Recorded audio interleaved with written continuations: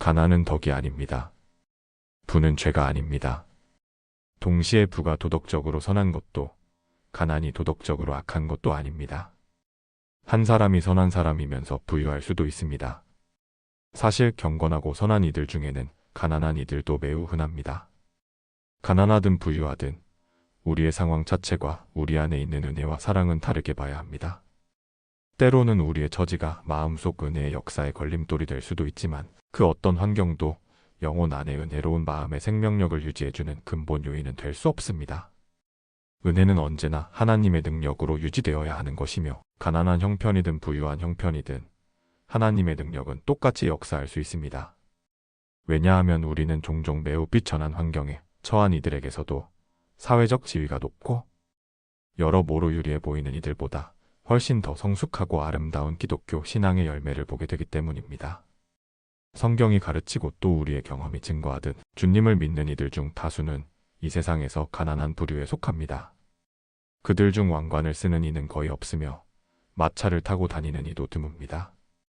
그중 어느 정도 생계를 차족할 만한 형편인 이들도 소수에 불과합니다. 하나님의 가족 중 대다수는 궁핍하고 고난을 당하고 때로는 학대를 받으며 그날그날 하나님의 공급을 의지합니다. 우리의 일용할 양식을 오늘도 주실 것이라는 믿음으로 매 식사 때마다 주님을 신뢰하며 사는 이들이 많습니다. 오늘 살펴볼 주제 중 하나는 하나님께서 왜 가난한 백성을 두시는가입니다. 이 질문은 우리가 직접 가난을 겪는 당사자라면 쉽게 대답하기 어려울 수 있습니다. 사실 하나님은 얼마든지 그들을 모두 부유케 하실 수 있으십니다. 집집마다 금주머니를 두실 수도 있고 현재 황량한 곳을 곡창지대로 바꾸실 수도 있습니다. 옛적 이스라엘 진영 주변에 메추라기를 산더미처럼 내리셨듯 하늘에서 양식을 내려 먹이시는 기적을 얼마든지 베푸실 수 있습니다. 하나님은 원하신다면 세상이 감당할 수 없을 만큼 식량을 쌓아두실 수 있습니다. 이 세상의 부자들의 마음을 바꾸어 그 재물을 하나님 백성들의 팔 아래 내려놓게 하실 수도 있습니다. 그럼에도 불구하고 하나님께서는 그들을 때로 궁핍하게 두시고 결핍과 무명의 삶 가운데 고생하게 허용하십니다.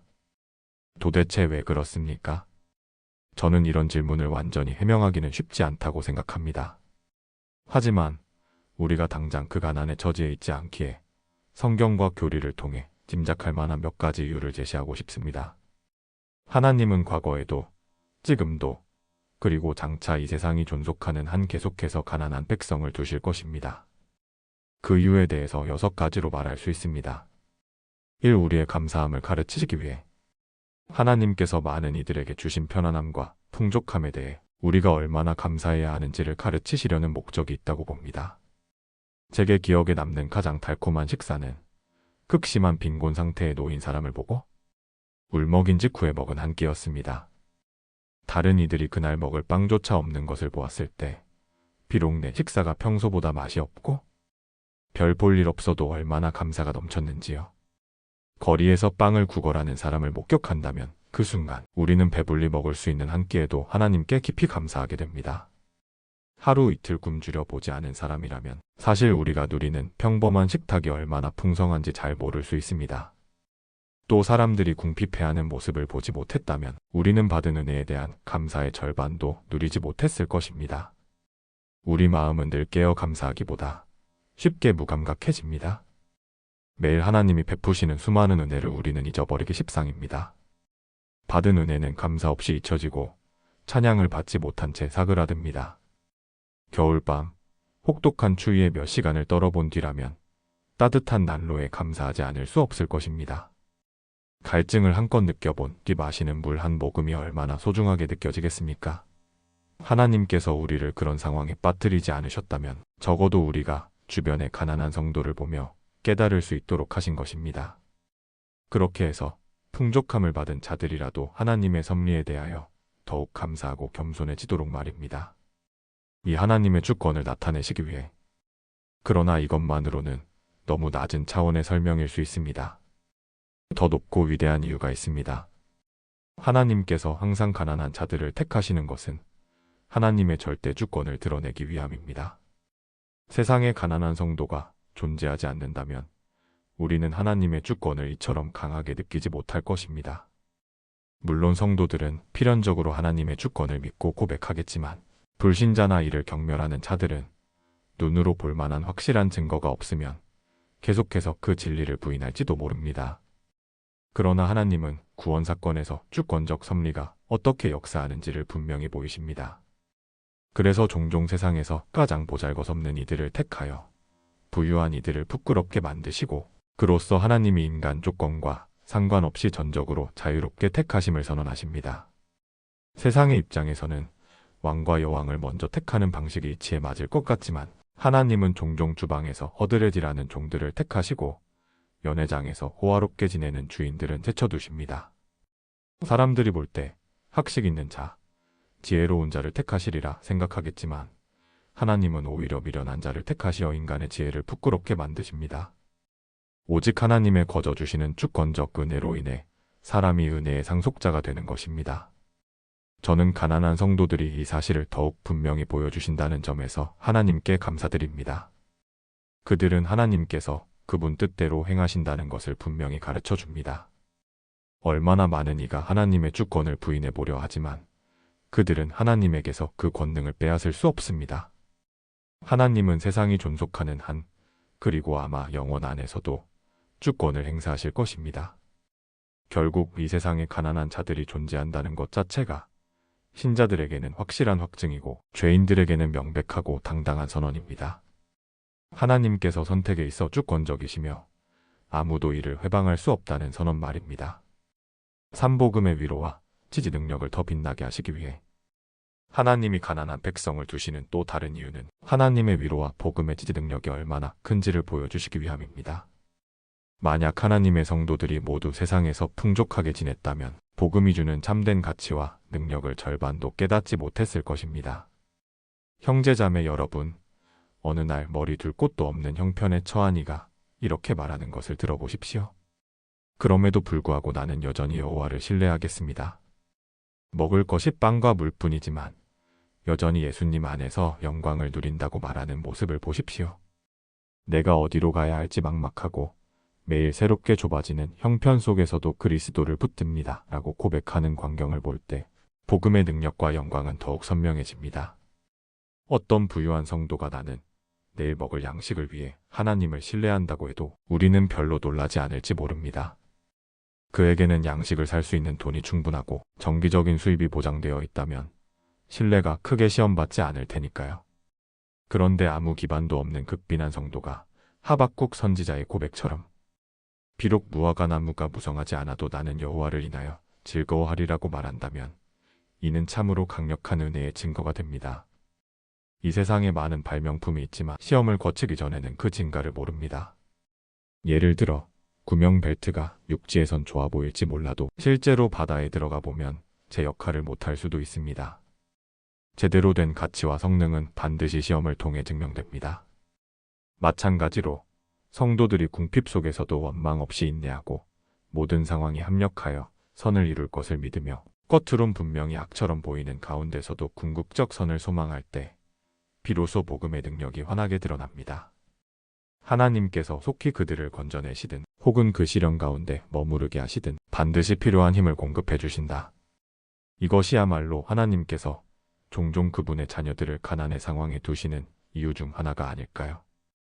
건축가가 이 건물은 매우 튼튼하다고 자랑할 수 있지만 실제로 바람과 폭풍우를 만나봐야 그 말이 참인지 알 수 있습니다. 바다에 세운 등대가 고요한 밤에는 든든해 보일지 몰라도 큰 폭풍에 맞닥뜨려야만 진짜로 안전한지 확인할 수 있습니다. 마찬가지로 신앙 역시 시련과 어려움 속에서 그 진가가 드러납니다. 하나님께서 빚어내시는 명작은 모든 방해와 반대 속에서도 끄떡없이 서 있는 작품입니다. 그러므로 가장 무겁고 힘겨운 환난 중에도 하나님을 영화롭게 하는 이들은 곧 하나님의 걸작인 셈입니다. 사마귀를 당황하게 하시기 위해 하나님이 백성들을 가난과 여러 시련 가운데 두실 때 이는 마귀를 괴롭히는 목적도 있습니다. 욥기에서 욥이 부유할 때 사탄이 그를 질투했고 욥이 재산과 자녀를 잃었을 때 더욱 분노했지만 욥이 끝내 하나님을 저주하지 않고 신앙을 지키는 모습을 보고 사탄은 속수무책이 되었습니다. 욥이 가난하고 환난에 처했을 때야말로 사탄은 가장 붕괴했고 결국 처절히 패배했습니다. 마찬가지로 사탄은 가난한 성도 하나쯤 무너뜨릴 수 있겠다고 생각하며 그 영혼에서 신적 생명을 말라 죽이려 했습니다. 그러나 하나님은 그래 사탄아 시험해봐라. 내가 이 아이에게서 빵과 물을 거두고 그에게 고난의 물, 괴로움의 빵을 주겠다. 네가 불과 물로 그를 끌고 다녀도 과연 어찌할 수 있느냐? 라고 허용하십니다. 결국 사탄은 그 영혼에 깃든 하나님의 생명을 꺼뜨리지 못하고 퇴각합니다. 오히려 더욱 괴롭고 분노가 쌓일 뿐입니다. 하나님은 이렇게 사탄이 역사하는 것을 허용하시지만 결과적으로 사탄은 하나님께 영광을 돌리는 꼴이 되고 맙니다. 사탄은 마지막 순간 곧 모든 성도가 요단강을 건너 천국에 이를 때까지 방해하지만 하나님께서는 그 모든 괴롭힘 속에서도 결국 당신의 자녀들을 건져내십니다. 그러므로 우리도 확신하며 기뻐할 수 있습니다. 우리를 사랑하시는 그분을 통해 우리는 넉넉히 이길 것입니다. 오 예수님의 모습이 가난한 자들에게서 더 분명히 드러나도록 하나님께서 이 땅에 가난한 성도들을 두시는 또 다른 이유는 우리의 눈에 예수님의 모습을 더 선명히 보여주시기 위함입니다. 모든 신자는 예수님의 형상을 어느 정도 닮아가지만 가난한 성도는 예수님의 성품뿐 아니라 예수님이 겪으셨던 실제 처지까지도 겹치는 부분이 있습니다. 당신이 부유한 성도를 볼 때도 물론 그들은 예수님의 형상을 지니고 있습니다. 그러나 그저 물질적으로 넉넉한 성도를 보는 것과 예수님처럼 손이 거칠고 지쳐있는 가난한 성도를 보는 것은 다릅니다. 예수님은 이 땅에 계실 때 몸소 노동하며 손이 갈라지고 먼 길을 걸으며 발이 물집 잡히셨으며 여우나 공중의 새들조차 쉴 보금자리가 있는데도 당신은 머리 둘 곳 없이 지내셨습니다. 주변의 선의로 식사를 해결하셨고 종종 초대받은 식탁에서야 식사를 해결하셨습니다. 가난한 성도를 볼 때 우리는 예수님의 삶을 생각하지 않을 수 없습니다. 그들은 주님의 삶을 조금 더 정확히 닮아 있는 듯 보입니다. 예수님께서 원래 부유하셨지만 우리를 위해 가난하게 되셨다는 사실을 되새기게 만듭니다. 그래서 그분의 낮아지심을 더 자주 기억할 수 있게 됩니다. 저는 종종 이렇게 생각합니다. 기념 주화 메달을 만들 때 그 영웅의 초상이 새겨지듯 가난한 성도 한 분 한 분이야말로 하나님의 주조 공장에서 찍혀 나온 기념 메달이구나. 그들은 우리로 하여금 예수님의 존재를 상기하게 만듭니다. 예수님이 어떤 가난까지도 기꺼이 경험하셨는지, 그리고 그분이 얼마나 깊은 낮아짐을 통해 우리를 영광으로 이끄셨는지를 묵상하게 만드는 살아있는 표지판인 것입니다. 6. 우리가 예수님께 대한 사랑을 실천할 기회를 주시기 위해 마지막 한 가지 이유만 덧붙이고 넘어가겠습니다. 하나님은 교회 가운데 가난한 성도들을 두심으로써 우리가 예수님을 향한 사랑을 행동으로 나타낼 기회를 주십니다. 우리는 예수님을 사랑할 때 찬송과 기도로 고백하기도 하지만 좀 더 구체적인 행동으로 사랑을 표현하기를 원합니다. 그런데 만약 이 세상에 가난한 성도가 전혀 없다면 예수님의 형제 중 누군가 내가 실제 도울 사람이 있으면 좋겠는데라는 우리의 소망이 이루어질 수 없었을 것입니다. 실제로 가난한 자들을 돕는 것은 우리의 영혼에 큰 유익입니다. 마음을 운동시키는 건강한 활동과도 같습니다. 궁핍한 주님의 양떼를 찾아가서 우리의 재정과 시간을 써서 섬기는 것은 큰 기쁨이요 특권입니다. 오히려 내가 주님을 더 사랑한다는 사실을 행동으로 보일 기회가 없구나. 무릎 꿇어 기도해야 하는 처지가 될 수도 있지 않겠습니까? 그러나 하나님께서는 늘 교회 안에 가난한 성도들을 두심으로써 우리 사랑이 흘러갈 통로를 마련하십니다. 그래서 가난한 자들은 항상 너희 곁에 있을 것이라 하신 말씀이 변함없이 성취되고 있습니다.